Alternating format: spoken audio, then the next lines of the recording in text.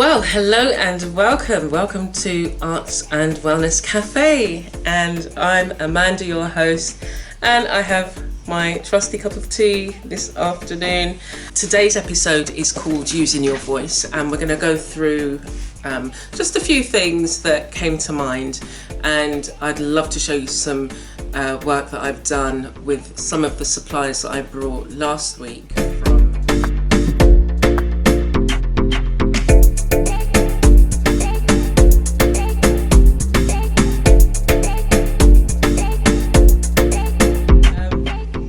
So I want you to sit down, relax, grab your tea, you might have something that you want to work with while you're listening to me, or, and lifting your head up to watch me every now and again, because there's a few things I want to show you in this episode.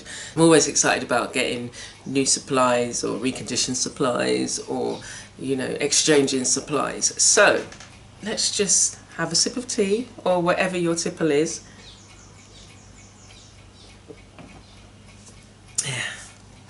Yeah, there's nothing like a good cup of tea.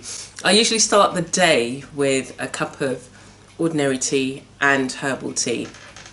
And the herbs are either, there's one that we've got called, it's turmeric and ginger, or I go out into the garden and I harvest lemongrass, broadleaf thyme, not papaya leaves, but pomegranate leaves, black sage. And I've got a range of different herbal tea remedies and different varieties that I mix and match that I'd love to share with you. I will be sharing it on my gardening channel, so you can, if you follow my gardening channel and hit the notification bell, then you'll be alerted anytime I do a video. But if you're interested in herbal remedies and bush tea remedies, then I'll be sharing a lot of that on my creative gardening channel.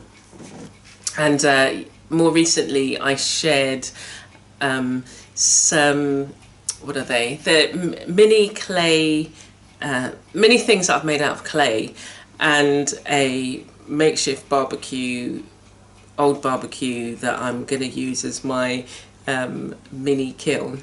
And so you can follow me on that adventure over there as well. So welcome to my podcast listeners as well, and thank you for joining me again on my YouTube channel. It's always an honor to have you visit if you're not subscribed, or have you return again if you are subscribed. And for any of the new visitors, welcome. All the new subscribers, I thank you.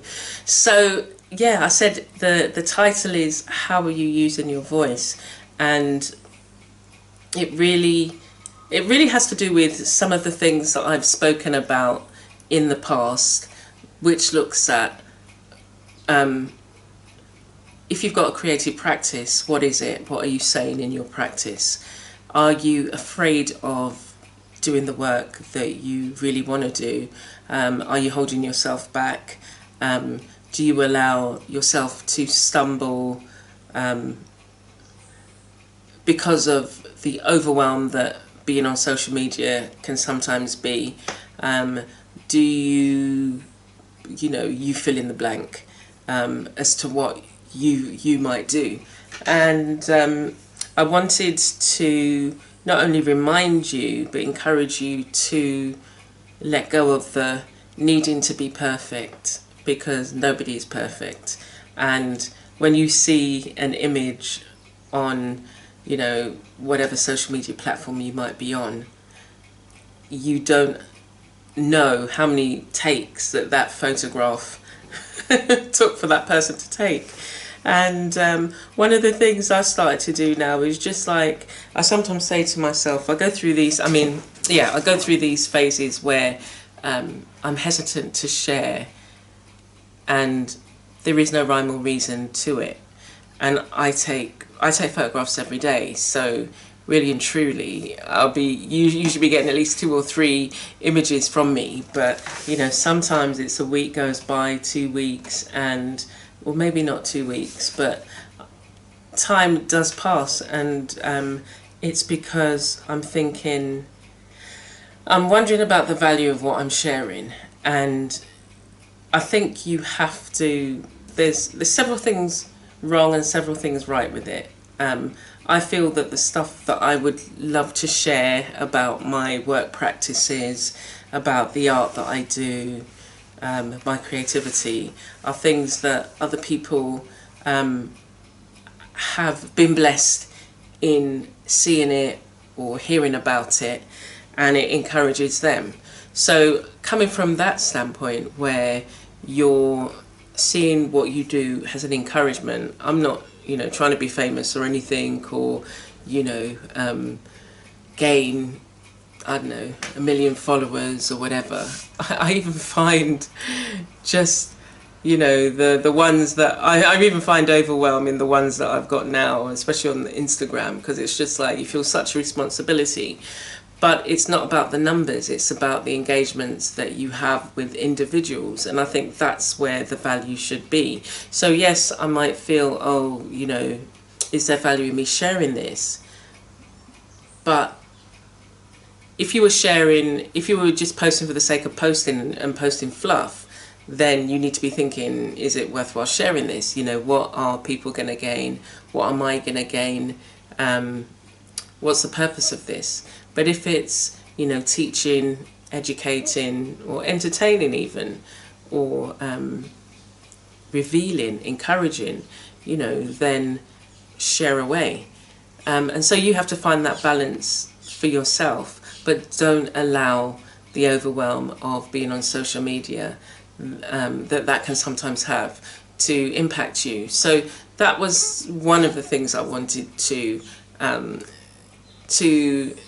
talk to you about, and just to kind of really, I think you should really need to mull it over. And I'm doing it all the time, because there are so many times that I do feel, I don't feel like it. And sometimes I have to, because I'll even get as far as, I'll go just before you press post, and I'll just go back and then just carry on with something else. And I think that the other side to it is that as a creative, using and sharing your voice impacts on the world. There are many people out there that are listening to you and want to hear from you and need to hear from you. So you have a responsibility to share.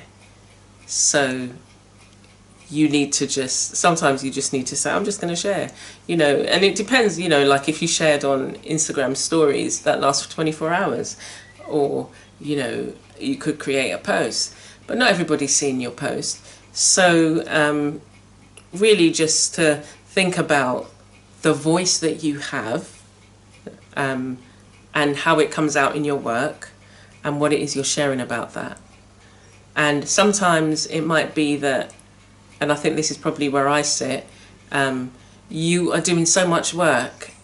If you're just sharing the work that you're doing and not showing processes or showing people how you have arrived at that, then that can get lost as well. So sometimes you might need to take a step back and break it down, because you might be a year ahead of yourself and people are a year behind you, or whatever it is. They like your, because I do several things. They like your journal. So when I do art journaling stuff, pages, creating art journals, I get a really great response from that.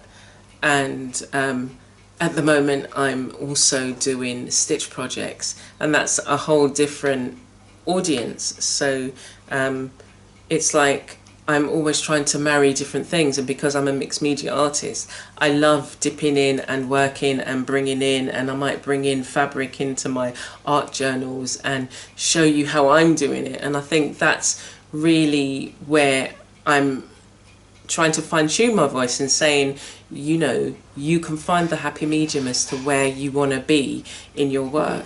So just allow that to flow and not get hung up on, should I share this now? And, oh, but I need to share the thing that I did last week because I haven't shared that yet. And don't get hung up in anything, and just do it. Yeah, so some of you just need to do it. Some of you need to think about not necessarily the kind of camera you use, but make sure, it might be that you've got, your camera's fine, your phone is fine, but you need to clean off the lens bit. And so it's just really to encourage you not to think, oh, I can't be sharing or doing stuff because I don't have the equipment. You probably do have the equipment sitting there, or you can get access to the equipment. So just allow yourself the time to do the work and to think about what it is you want to share, and then take some photographs. Ask a friend, get together with a friend.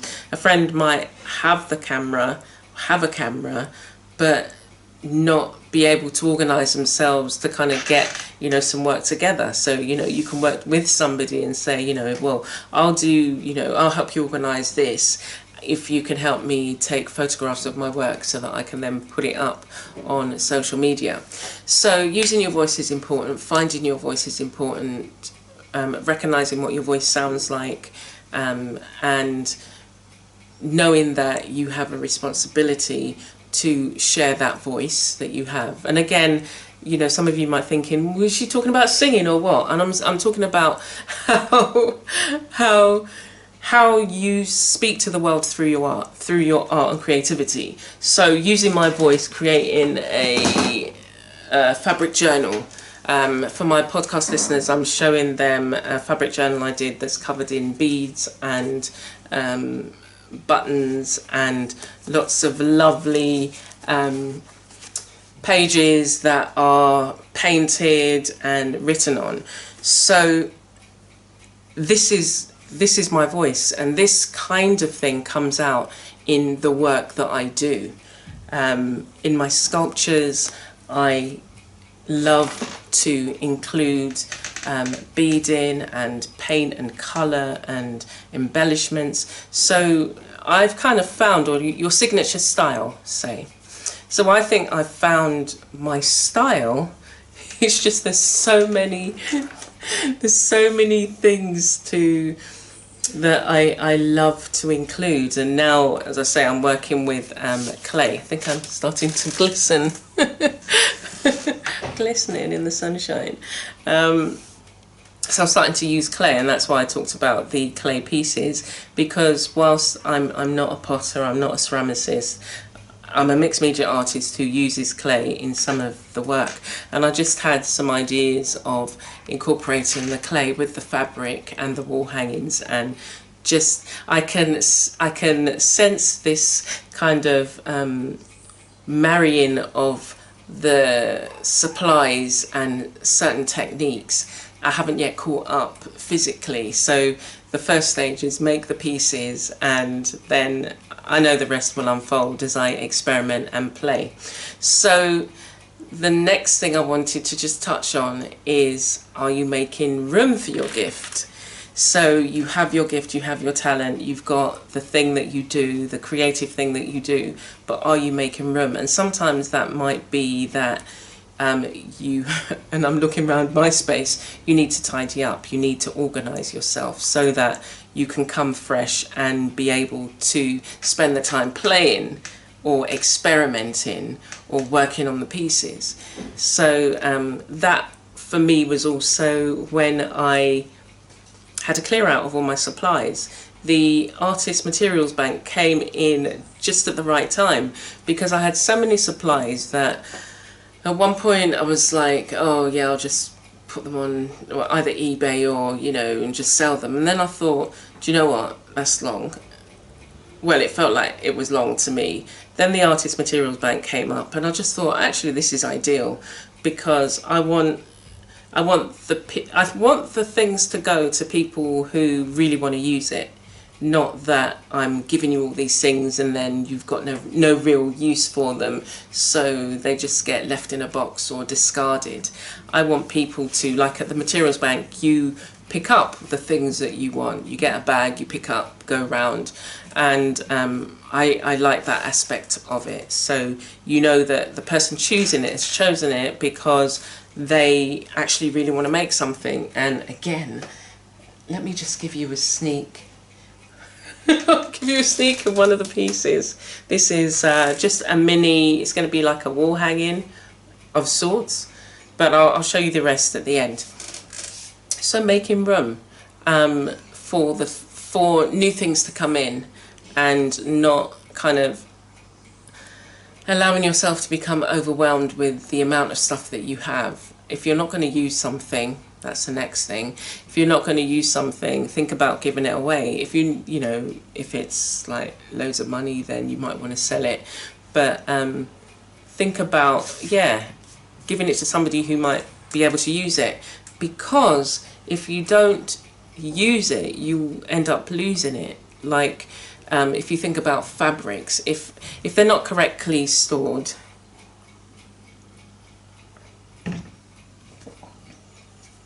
sorry, that was it's a really good cup of tea.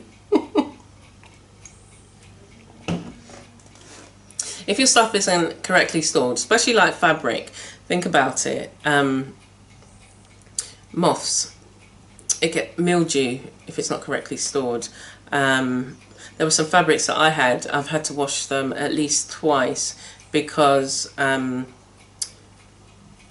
don't know, under the house can get quite damp right underneath where the rain falls, and I guess the water settles and then it rises, condensation goes through the concrete, I don't know, and so the drawers that it was in, it was just like it would be one piece of fabric. This was when I'd had them in drawers, one piece of fabric, and it would get this odor, and then maybe it would just be that one piece of fabric because of the type of fabric that it was, or maybe others would have that odor. Because I've got all these storage containers that I've brought, and I've now been transferring fabrics, putting it in there, and just ordering my stash. And I will do a sewing room studio tour as well as a mixed media studio tour with a lot of my fabric supplies. But there was one piece of fabric that I had, and I thought, I'm not sure whether it smells or not. Maybe, you know, I don't know, maybe I'm mistaken. Put it in this plastic container, and then within a week every single piece of material in there seemed to smell, so it all had to then be washed and sun-dried and what have you. So if you're not using the stuff that you have, you're going to lose it. I've had paints that have dried up, inks, not touched them, you get little tiny pots of ink and they're drying up. Some dried up before I even had a chance to use it. And let me show you, podcast listeners, I'm showing them some ink pads that I brought. And how many are here? 2, 4, 6, 8, 10, 11. So these over here, there's 11 ink pads. There's black, clear, silver, gold, and colours purple, red, what's that at the bottom? Orange. All of these, there's at least 5 of them were new, so they still had the wrapping on them. And I'd brought a lot of them because I thought, you know, it's good to have, so that when you need them, you can use them. But whatever the sponge is, it just liquefied. So it was literally just a lump of liquid. When I went to use it, it was just like there was an indent. My finger left an indent, and then when I used a palette knife on it, all the pigment just kind of blended together, and there was no sponge at all. And that's one of them. I put them in. I thought, you know what? I spent too much money on these things. I think over here I've seen them for about $6.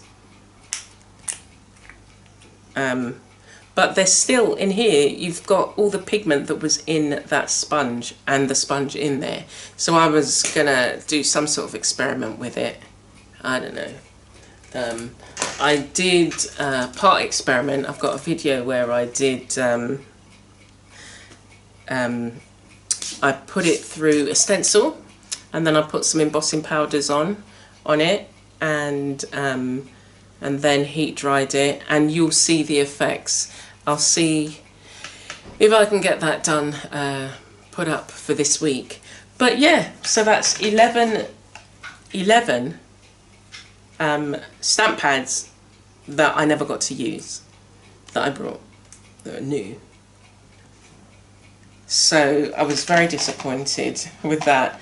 But again, it's a reminder, you know, if you're not going to use these things, and if you're not going to use them in a timely manner. Like, if I'd have known, I might not have brought so many of them, like, you know, saying, okay, well, at least I'll have them. Because at the time, you know, I was working, so I was, you know, spending a little bit every week on art supplies, just so that, you know, I had what I needed, because you never know what's going to happen in the sense of, you know, I think, you know, you never know what's going to happen. And look, like now, you know, it would have been ideal to be able to use some of these things. So using what you have, this is a reminder. And, you know, I think it goes across the board with most things. You know, if you're not exercising the body, or exercising the brain and the mind, and thinking about complex things, that, you know, you find that you're not as on the ball. So couple more things I wanted to touch on. I don't know how you feel about disappointment. And what I would have said is, you know, if you have been disappointed this week, there were these grants that you could apply for, and the one that I thought would have been right on my street, because it's everything that I do anyway, I didn't get it. And so I was thinking to myself, oh, do you know what? Oh, like there. But I thought to myself, it doesn't stop you from doing it anyway. You can still do what you was going to do. You know, okay, you won't be paid for it, but it's what you're doing anyway. So you can still, you know, bring joy and love and enjoyment and encouragement. So it's your perspective, the way you look at something, because you can, you know, I said to myself, but if you hadn't applied, would you be doing what you're doing anyway? And I was like, yeah, you know, I still do my podcasts, the videos, the videos, the art techniques and stuff like that. I still do those things. It would be nice to share it with another audience. But at the end of the day, you know, you've got the platforms that you can work on. So we have to look at the perspective we're coming from. And I want you, it's another thing, I want you to think about the things that you may have been disappointed or felt disappointed by, and maybe come at it from a different angle. It may actually be a blessing, you know, it may lead to different opportunities, or, you know, you may have gone down a road because you didn't get what you went for. You went down a road that actually brought much more than this other thing was going to do. So I hope you don't stay in or sit in that disappointment, because sometimes you can, you know, you can sit in the, oh my gosh, you know, what's going on, you know, why do I never blah blah blah blah. So think about what the nuggets or what are the gifts that you can take away. You know, what are the things that, like I would say to anything that I had applied for, you know, whether it could have been an exhibition or like this, you know, giving a proposal for something that you were going to do. thought to myself, but I got the proposal now, you know, I can just work to the proposal and share that in a different way.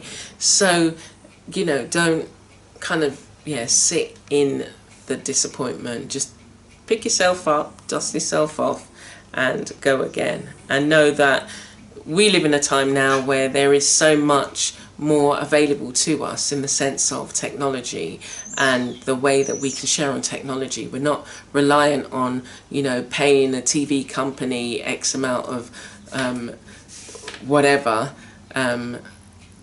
or having to put an article in a newspaper.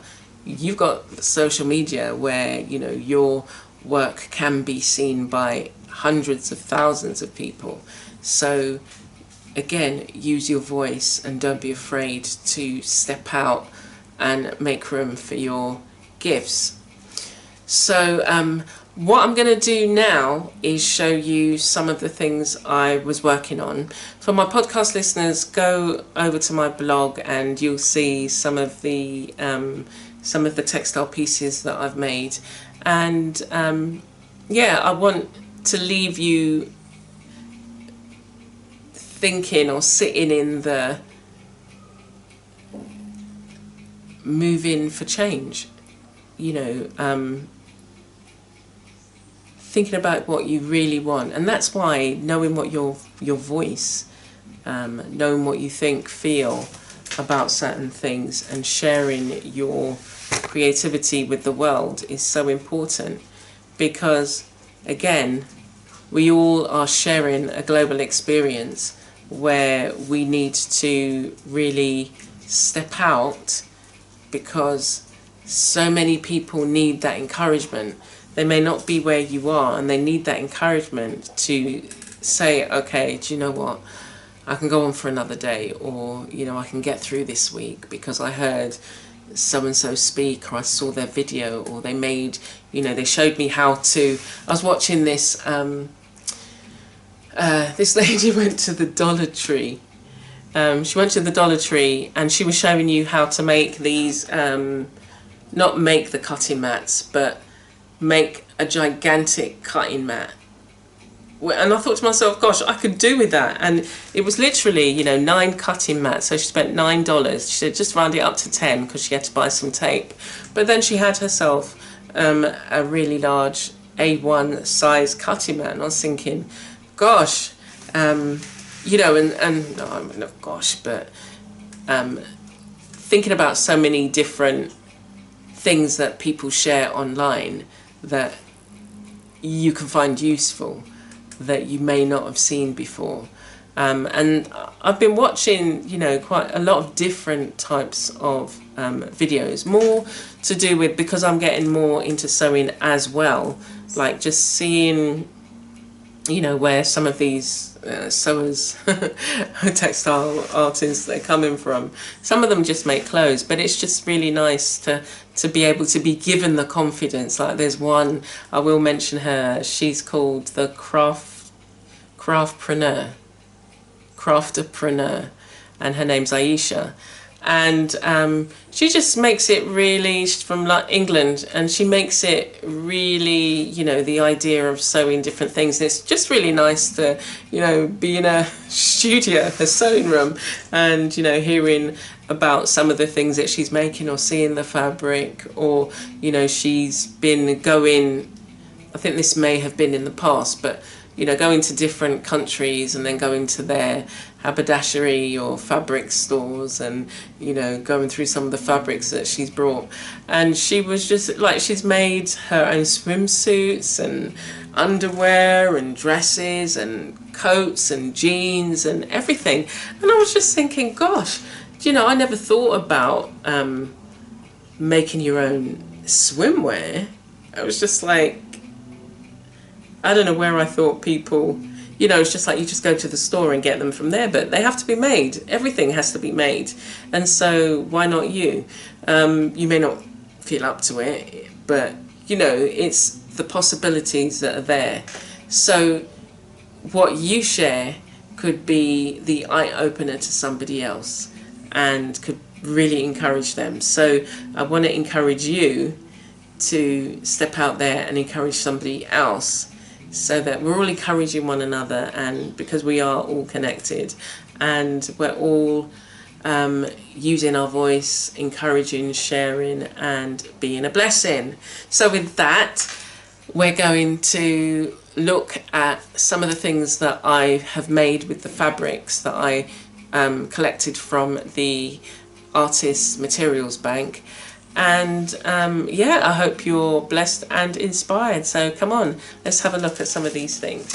Okay, so look at all the things that I've been making with these materials. So I'll show you these first, and then I was sharing some other videos on my Instagram, and I'll show you some of the pieces, the things that I've got so far.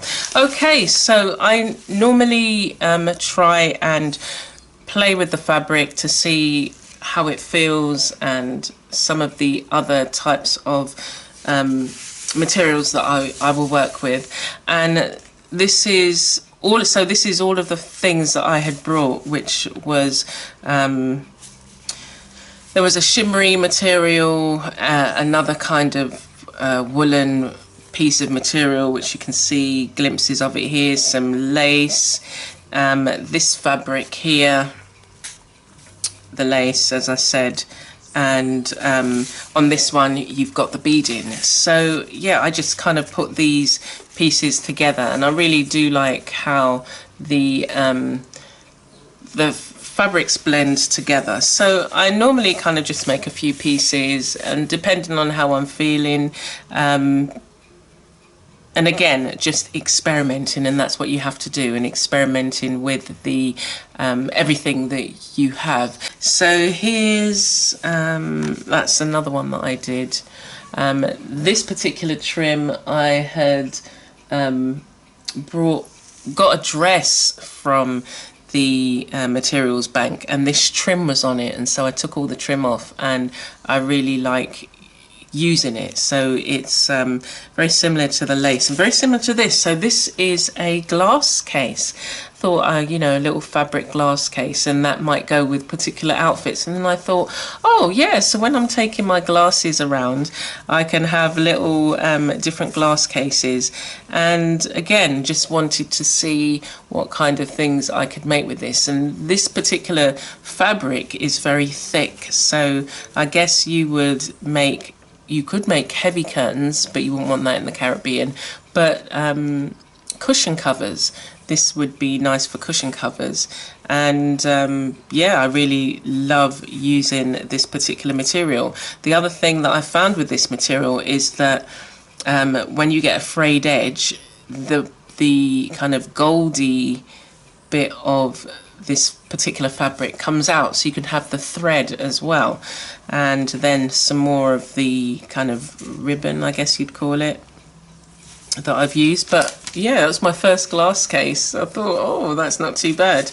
And then I made I made a cushion, little mini cushion, and I was thinking, oh, you could do could do sort of like ornaments. Again, I'm just playing and practicing, and you know, not taking anything too seriously, in the sense that if you don't allow yourself the time to play, then it's always like, oh, I've got to create this for this.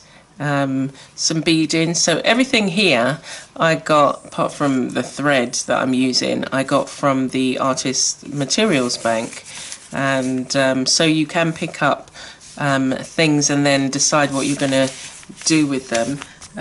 What else did I make? I made, this was one of the first that I made, and so I liked, you know, cutting out the circles and then attaching them, and just in a kind of abstract way. I think that was, I quite liked that.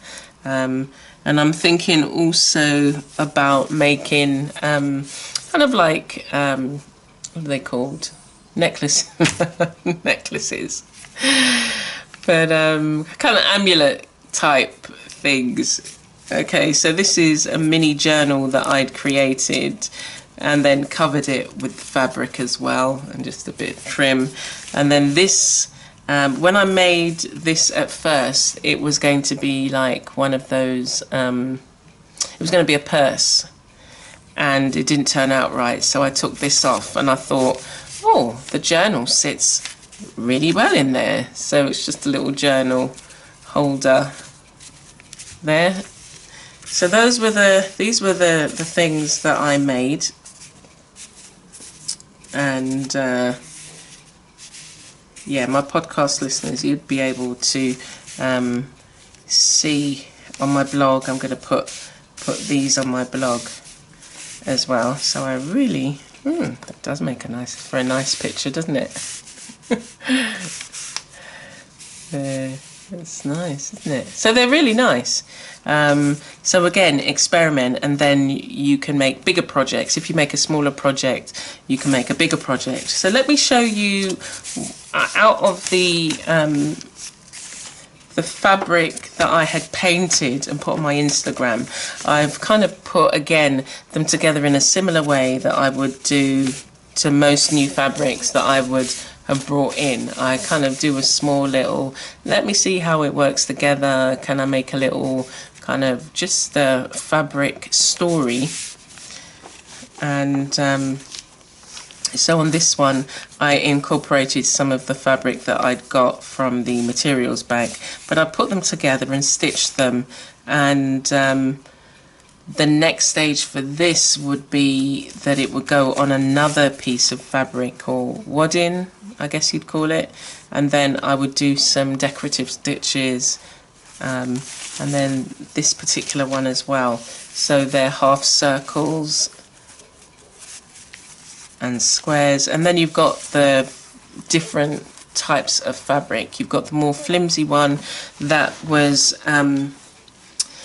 this fabric was dyed with plant materials and then painted. So if you look at my Instagram, you would see the way that I painted them. And then this one, I cut it up because I was going to make a mask. And then as I cut out the mask, I cut it out wrong. And so this is me trying to salvage. This is me trying to salvage it. And I will do a little mask out of this one. This is my template. I use the template, but I had made the mask, wanted to make the mask a little bit wider. So, but I like the fabric. I like the painting. It doesn't necessarily feel as nice as I thought it would be as a mask, but obviously if you've got lining inside there, it'd be different.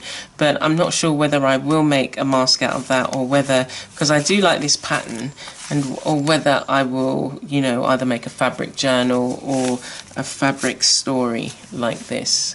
We'll see.